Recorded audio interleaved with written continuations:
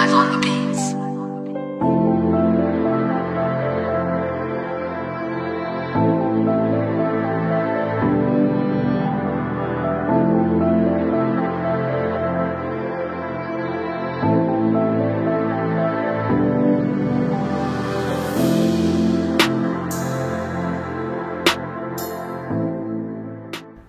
Salut tout le monde, alors aujourd'hui on va vous présenter une belle M560 appartenant à Tino.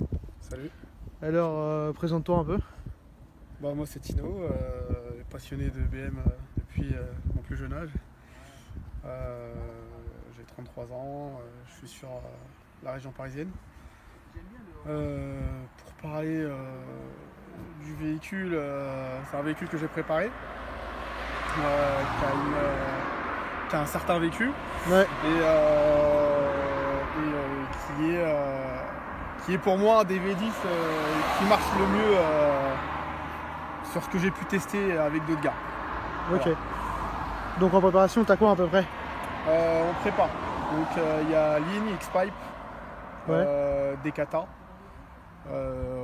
reprog, filtre BMC, poulie courte, des bougies iridium, volant moteur allégé. Pour la prépa, il n'y a que ça. Ensuite, esthétiquement, je l'ai remonté avec des jantes en 20. C'est des RX5. J'ai fait une peinture bleu Interlago dessus, du dernier M5. Et puis intérieurement, un petit rétrofit sur le GPS. Ouais, donc on est Drive 2 avec la molette, avec les raccourcis, Voilà, tout ça. exact. Qui est beaucoup plus performant que le premier. Voilà. Donc ça c'est cool. Et puis sinon en termes de disque et de plaquettes, c'est du Zimmermann. Le Ouais. freinage, c'est du freinage Zimmermann. Je suis pas trop fan, mais sinon voilà, c'est toujours mieux que rien. Ok. Donc je vais faire un petit tour à l'extérieur. Donc comme tu disais, le bleu Interlago magnifique, qui est très sombre à l'ombre et assez clair, enfin éclatant au soleil. Après, tu as rajouté plein de petits détails noirs comme les calandres ou les logos BMW. Ouais, j'ai fait un rappel de noir entre les jantes et jantes rétro et même les optiques, je les ai ouverts. Ouais, les fonds ils sont noirs. Ouais, les optiques, je les ai ouverts et j'ai repeint à l'intérieur. Ok. Voilà, bon, c'est pas moi personnellement qui l'a fait, hein, mais c'est mon carrossier Ludovic Fourcade qui est dans le sud. Ça me dit quelque chose. Voilà, c'est lui qui a repeint le véhicule, c'est lui qui m'a suggéré ces jantes-là, qui a repeint le véhicule intérieur, extérieur, et qui a ouvert les optiques, les blocs optiques pour justement qu'ils soient noirs. Et puis après tout ce qui est codage, rétrofit, etc. C'est un gars qui s'appelle Ghislain, pareil, un sudiste, qui est très très connu dans le monde de BMW en termes de coding. Jocelyn Fisch. Non, BG Coding. Ah, ça me dit rien. Et très connu dans ce monde-là. Après, le plus gros du truc sur ce véhicule, c'est qu'il a 500 000 km.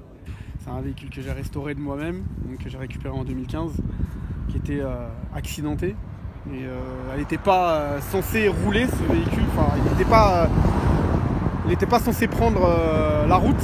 Et puis après une mûre réflexion,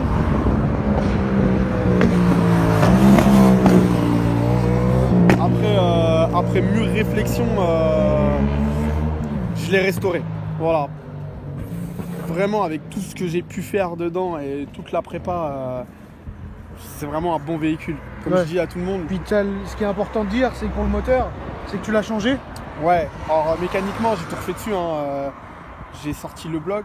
En fait le bloc qui est à l'origine dessus n'y est plus. Donc c'est pas le bloc qui a 500 000 km. C'est un bloc qui provient d'un M6 accidenté que j'avais. Et du coup j'ai récupéré ce bloc là. Donc il y a un M6 de 2009, un moteur LCI. Et j'ai refait dessus les coussinets de bielle, le plus important quoi. J'ai refait les papillons, les actuateurs de ralenti, les 4 électrovannes de Vanos. Là si j'allume le moteur, il n'y a pas de grognement.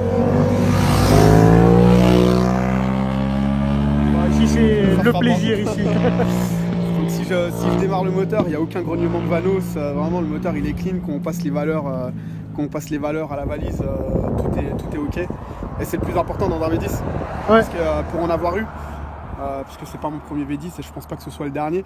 Mais pour avoir eu des V10, les Electrovanes ou les Vanos qui disent pas OK à la valise, j'ai connu, elle n'a pas ce problème-là. Voilà, et pourtant c'est 500 000 km, mais comme je disais, c'est qu'un chiffre. Vaut mieux 500 000 km refait à neuf que 200 000 pur. Problème. Ouais, voilà. Donc voilà, après, tu as quelque chose à rajouter ou... Ouais, après, non, franchement, à rajouter, non. Après, ça reste un véhicule, pour moi, un véhicule d'exception, ça reste le V10, quoi. Donc, ouais, voilà. Il n'y en aura qu'un, voilà. une berline en V10 Atmo. Ouais, il n'y en a pas 1000. Ça reste une future collector, je pense. Ouais, possiblement. Donc, ça reste une future collector. Et puis voilà. Hein. Après, il y en a beaucoup qui freinent sur le kilométrage. Mais moi, j'ai une petite anecdote d'un ami à moi qui s'appelle Fat, qui avait acheté un BMW avec très peu de kilomètres. Quand je dis très peu de kilomètres, ça dépassait même pas les 60 000 kilomètres. Il avait acheté un papy qui tirait jamais dans le véhicule. Et le jour où il l'a acheté, première sortie, il fait une sortie avec des amis à lui et il éclate le moteur, la bielle qui traverse le moteur alors que le véhicule a même pas 60 000 km. Ouais. Par chance, le papy il faisait même ses appoints d'huile chez BMW, ça a été pris en garantie, on lui a changé sa mécanique.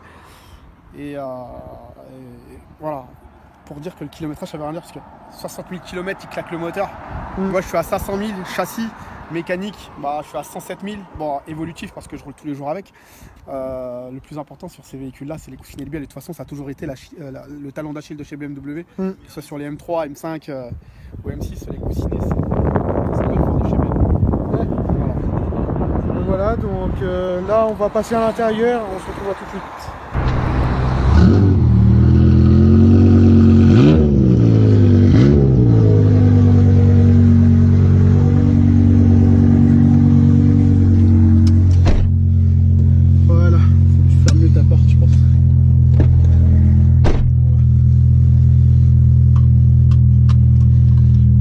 À l'intérieur. Ouais, c'est sourd. Ouais. C'est sourd. C'est sourd.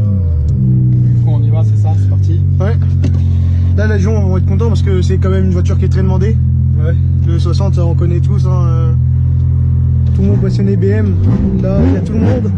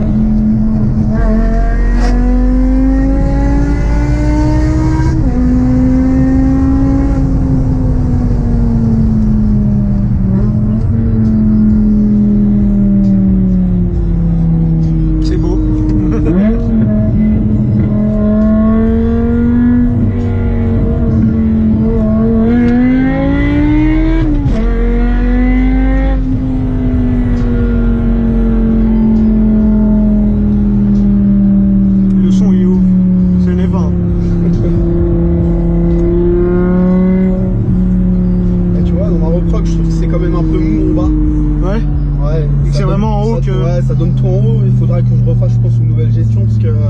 Tu trouves qu'elle a passé reprend pas assez direct? Alors je sais pas si c'est à cause de l'X-Pipe ou pas, je sais pas si c'est à cause de l'X-Pipe qu'elle fait qui manque, il y a un petit mou en bas, je trouve qu'il y a un petit mou en bas. J'ai un M6 à côté et c'est le contraire en fait, j'ai tout en bas mais rien en haut. Ah ouais. Donc, et par contre j'ai pas l'X-Pipe dans le M6 donc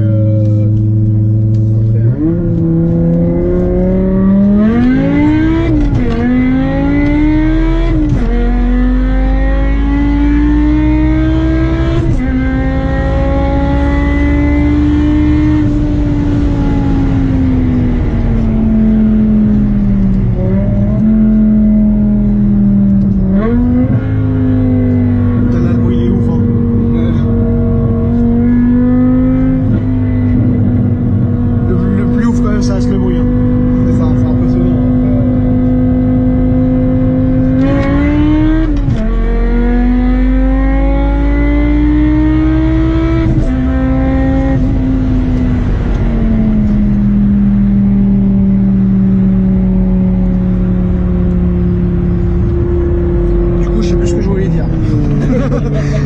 base on parle, mais là il y avait un autre truc à écouter qui était sympa.